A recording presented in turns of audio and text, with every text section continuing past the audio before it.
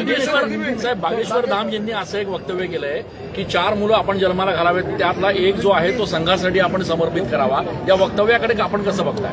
बघा, शेवटी जे काही साधू संत असतात ते त्यांची मतं मांडत असतात आणि मला असं वाटतं की त्याला नीट कॉन्टेक्स्टमध्ये घेतलं पाहिजे.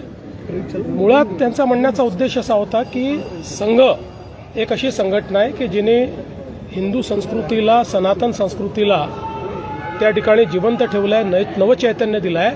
त्यामुळे आपल्या घरचा एक मुलगा हा त्या संघामध्ये असावा. त्यांनी आणखी एक अशा प्रकारचं विधान केलेलं आहे बागेश्वर धाम यांनी की शिवाजी महाराजांनी रामदास स्वामींची भेट घेतली, ती पगडी काढून ठेवली, अशा प्रकारचं विधान केलंय. त्यामुळे टीका होती. इतिहासामध्ये अशा प्रकारचा कुठलाच दाखला आपल्याला पाहायला मिळत नाही. मुळात आपल्याला माहिती आहे की जे काही महापुरुष असतात त्या महापुरुषांबद्दल अनेक लोककथा तयार होतात. वेगवेगळ्या राज्यांमध्ये वेगवेगळ्या प्रकारच्या लोककथा असतात.